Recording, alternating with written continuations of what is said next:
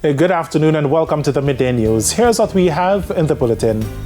Beware, firefighters issue warning for festive season. Prime Minister promises faster turnaround time for social houses.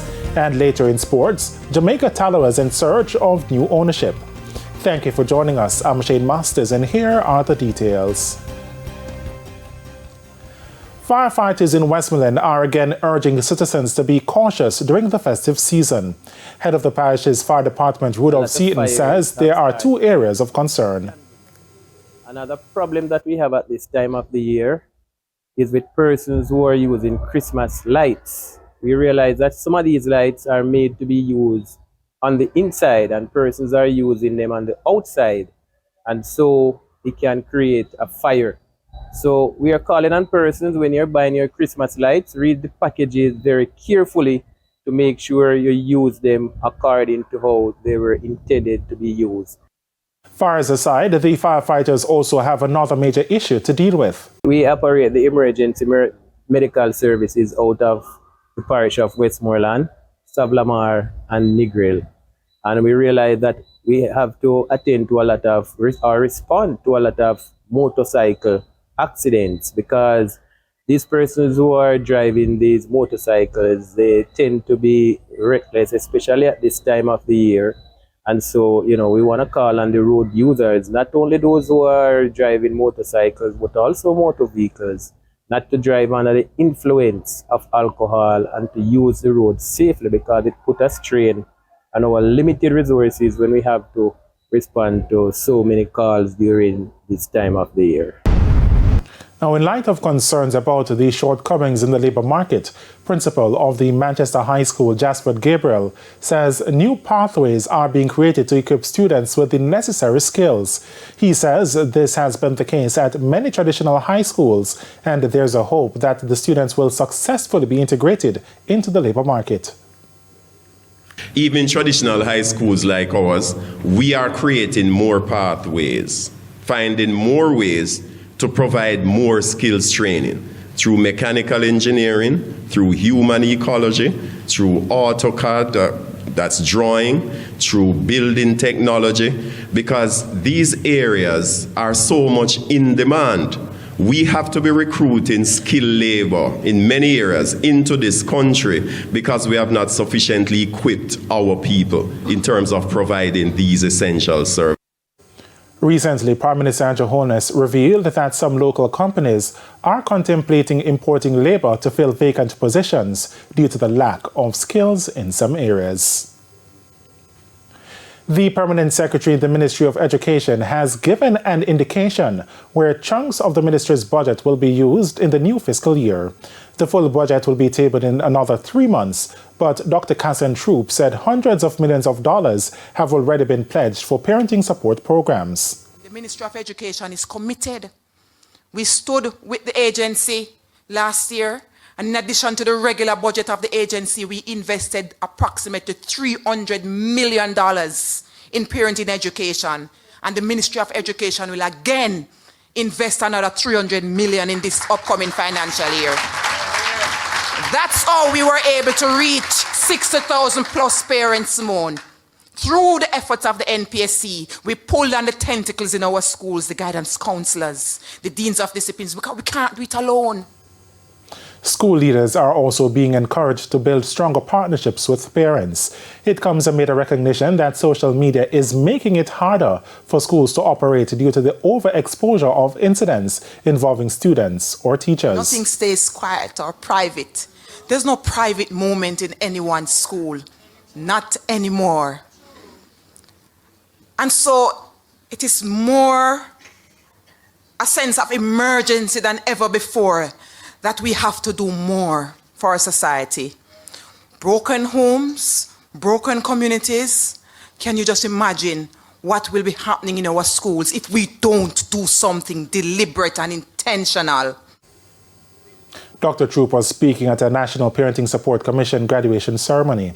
Many of the individuals will work with schools and communities in mentorship and peer support roles. So we need legs in the field, and that's where you come in, our mentors. You are from all over the country, and so we are expecting you to be that light that will just pierce the universe of darkness. It takes a spark, just a simple little spark, to get the fire burning. And I've seen the energy, I've seen the fuel in you, and I'm expecting the transformation through your work and worth. I want to thank you for committing to this vision. No more long wait. The government says turnaround time will be shortened for Jamaicans who will be getting homes through the social housing program. A quicker turnaround time. That's the promise by Prime Minister Andrew Holness to Jamaicans who are to benefit from the social housing program. He was speaking at the handing over ceremony of one of 3 houses in the parish of St. Mary on Thursday. That beneficiary, Beverly Espute, says she has been waiting for 2 years. Well, we have developed the capacity now. Our permanent secretary is making it a priority. We are at 177 houses with 50 under construction. Mr. Holness says the improvement is needed as the housing need in the country is great. We estimate that there are about 6,000 Jamaicans who are in this kind of situation where they definitely they can't buy a house for themselves. They have no income. The family unit is under threat, and they need state intervention. So I think of the 6,000, we are at 1 cent, so we have a far way to go.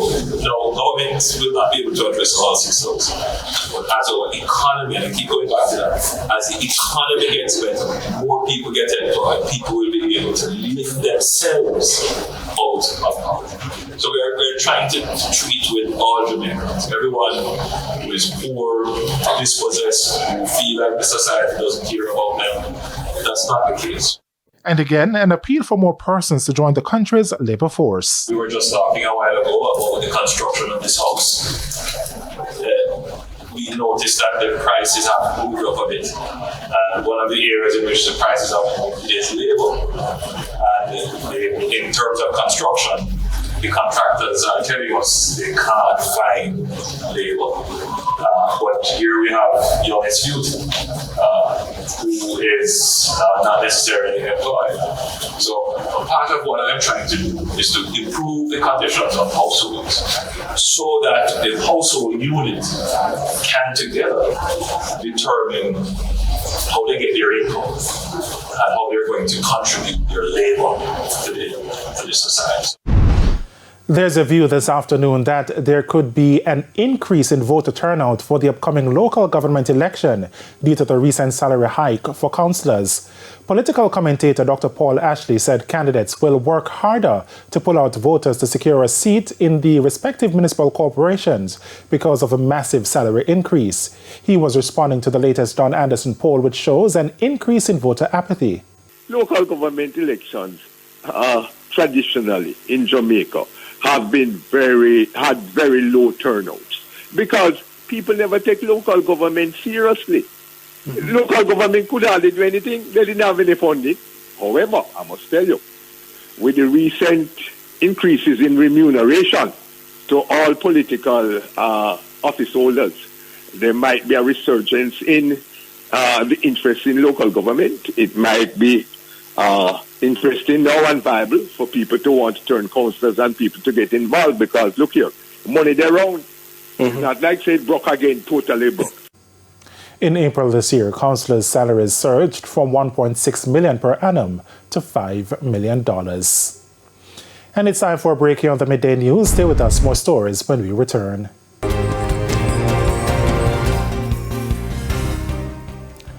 Welcome back to the Midday News. Opposition spokesman on national security Peter Bunting has berated the government over its handling of crime and violence. Senator Bunting says the government needs to adopt a more comprehensive and nuanced approach to tackling the issues. He says what is needed are initiatives that will target the root causes of crime while safeguarding the lives and security of all Jamaicans. Senator Bunting again criticized the government for the continued use of states of emergency to curb crime and violence. We cannot talk about accountability, yet hide the Holness administration's abject failure at fighting violent crime. The opposition PNP cannot be complicit in manufacturing the consent of the people against their own interests. We owe it not just to the memory of the thousands murdered, but to the tens of thousands of grieving relatives and friends, to the terrified communities, to the environment of fear that caused people to take with themselves if they see an armored cash delivery vehicle in their vicinity.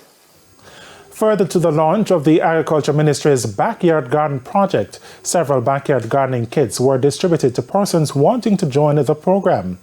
Kits were handed out in St. Catherine recently. Now, according to Agriculture Minister Floyd Green, the program is part of the ministry's plan to enhance food security.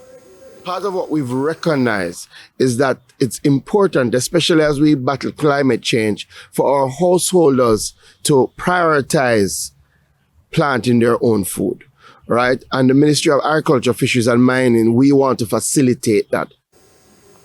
Now, the number of requests far exceeded the number of kits available. The program targeted 3,000 persons in several parishes. However, urban centers and towns in each parish were the focus. The reality that we're seeing now, and we will have some demonstration today, is that you don't need a lot of land to make yourself food secure. Agriculture has evolved. We now have hydroponic systems that people are utilizing to, again, grow in a very small space. So we are targeting our urban centers, Kingston and St. Andrew, St. Catherine, towns across, clearly St. James, Clarendon, but we do all parish distribution. A backyard gardening initiative is to be carried out each year. The kits include vegetables such as tomatoes, celery, cabbage, fertilizer, potting soil, handheld tools, among other things needed for farming. And it's now time for the Business Minute. Tropical Battery saw a dip in profit in its third quarter ended June. After meeting spending obligations, the company made $38.8 million. That's down from $53.8 million for the similar period in 2022. Tropical Battery says the dip was linked to some one-time costs and expenses that should not reoccur moving forward. The company's revenues, however, improved, coming in at $782.8 million versus $661.8 million for April to June 2023. Its expansion into the Dominican Republic through Kaya Energy Group positively impacted the results. Tropical Battery continues to be bullish on expansion, and the company says the incorporation of Tropical Battery USA, which it announced earlier this year, represents a significant growth opportunity. Further afield, Honda is recalling 2.6 million vehicles in the US because the fuel pump could fail. If that happens while driving, the vehicle could suddenly lose power. Models being recalled include the 2019 and 2020 model year Honda Accord, 2019 Odyssey, 2019 Pilot, 2019 Ridgeline, and many other Honda and Acura models. Acura is Honda's luxury brand.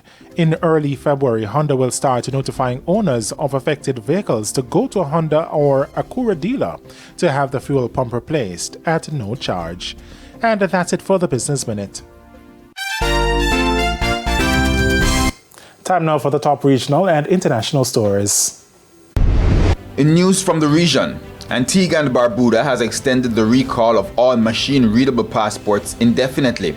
This decision was made as some citizens, both within the country and abroad, will not be able to meet the previous deadline of December 31, 2023. The government, in the meantime, is assuring machine-readable passport holders that the passport will remain valid until its expiration. On the international scene, in an address to the nation, Czech Prime Minister Peter Fiala described Thursday's mass shooting at Charles University in Prague as a senseless attack and said this Christmas will be unimaginably sad. On Thursday, a gunman killed 14 people and injured 25 more at Charles University, making that the deadliest peacetime attack in the history of the Czech Republic. The brutal incident was also the first ever school or college shooting in the Czech Republic, leaving the nation and its top officials stunned. And those were the top regional and international stories. I'm Herman Green. We head to a quick break. When we come back, Jermaine Brown will have your midday sports report.